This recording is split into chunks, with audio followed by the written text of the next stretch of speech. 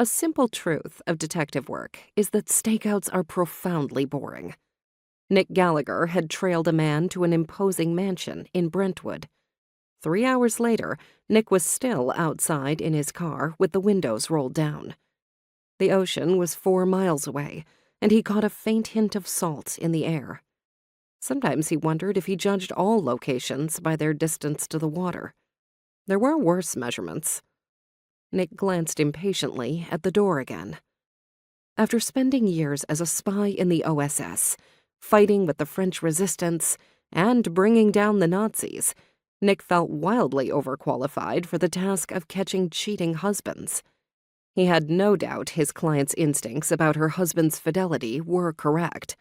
Several well-dressed men entered and left while Nick watched the door, which made him believe his quarry was visiting high-end prostitutes.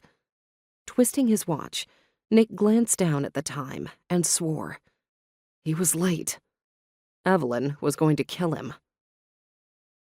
The Biltmore Hotel occupied a prime location in downtown Los Angeles, across from Pershing Square. With 1,500 rooms, the interior was designed by the same man who worked on the White House and the Vatican. It was meant to impress and succeeded admirably. The last time Nick was here, he was 13. His best friend, Hildegard, thought this was the perfect place for Nick to learn how to pick pockets. Hildy was wearing a pale blue dress she liberated from a woman whose house she cleaned. Meanwhile, Nick's shirt and pants were stolen from an obliging clothesline. They were still damp, but they were also nicer than anything Nick had ever worn. He and Hildy looked like guests, so long as no one saw their shoes. Nick's were bursting at the seams, which was the impetus for this particular field trip.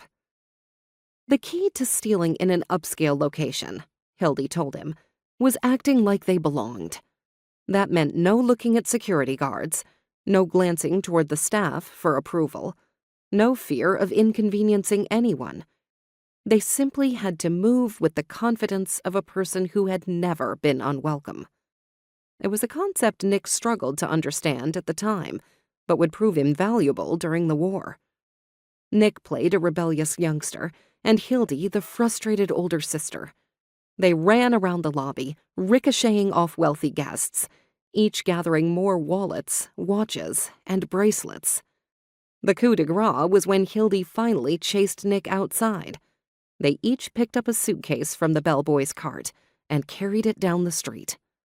After pawning their ill-gotten gains, they ate well that night, treating themselves to steak before buying Nick a good pair of boots from a second-hand shop.